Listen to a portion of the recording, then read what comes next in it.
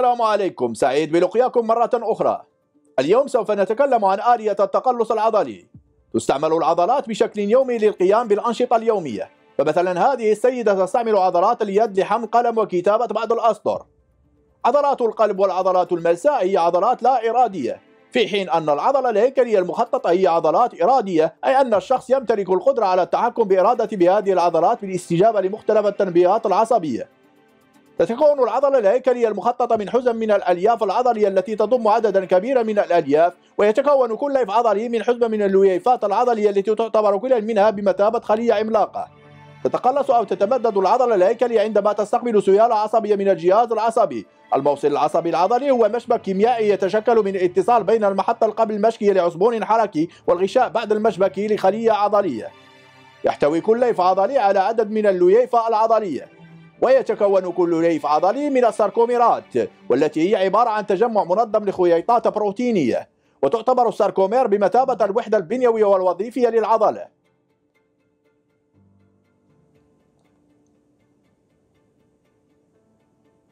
يتكون الساركومير من تنظيم لنوعين من الخييطات، خييطات سميكة تسمى خييطات الميوزين، وخييطات دقيقة تسمى خييطات الأكتين المرتبطة. ويمكن هذا التنظيم من تحديد عدة مناطق على مستوى الساركومير حسب مستوى الدكانة، المنطقة M ثم المنطقة Z التي هي حدود الساركومير. من أجل انقباض العضلة لا بد من انزلاق خيوط الأكتين فوق خيوط الميوزين واقتراب خطي زد من بعضهما البعض، فتقصر الليف العضلي ويتم انقباض العضلة ككل. عند انقباض العضلة يتم تثبيت رؤوس الميوزين على الأكتين، فيتغير شكل رؤوس الميوزين وتنزلق خييطات الأكتين.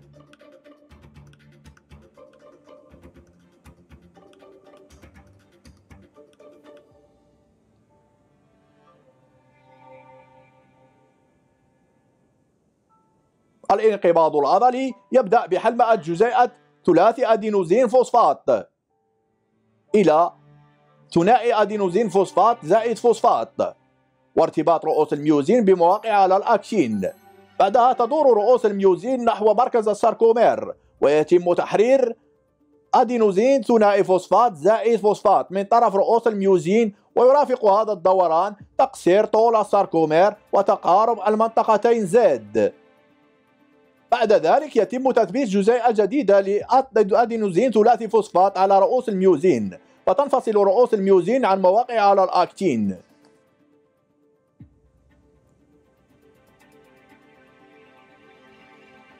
يتحكم في التقلص العضلي أيضا الكالسيوم، هذا الأخير يتم تحريره من طرف الشبكة الساركوبلازمية نحو الساركوبلازم.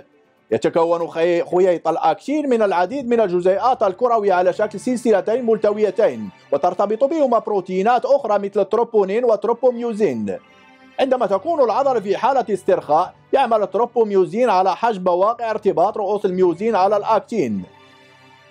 عند تحرير الكالسيوم نحو الساركوبلازم يتم بعد ذلك تثبيته على جزيئات التروبونين، الشيء الذي يعمل على إزاحة جزيئات التروبوميوزين عن مواقع ارتباط رؤوس الميوزين على الأكتين، وبالتالي بروز مواقع ارتباط الميوزين على الأكتين. عند تطبيق إهاجة فعالة يتم تحويل الإشارة الكيميائية القادمة من العصبون إلى كهربائية تستخدم في تحريك العضلة. هذه العملية تحدث في الموصل العصبي العضلي، وفيها تكون الإشارة الكيميائية عبارة عن الأسيتيل كولين، والتي عندما تصل الليف العضلي يسري عليه جهد فعل، وذلك يحدث بأن يتسبب جهد الفعل الذي صار على الغمد حتى وصل أنيبيبات الطي في إفراز إيونات الكالسيوم من طرف الشبكة الساركوبلازمية. هذه الأيونات التي تسبب في فتح مواقع ارتباط الميوزين بالأكتين، ومن ثم انزلاق خييطات الأكتين فوق خيوط الميوزين واقتراب خطي زد، فتقصر الليفة العضلية فتنقبض العضلة، وبالتالي يتم تحريك الجسم ونستطيع مسك القلم وكتابة الأسطر. إلى اللقاء.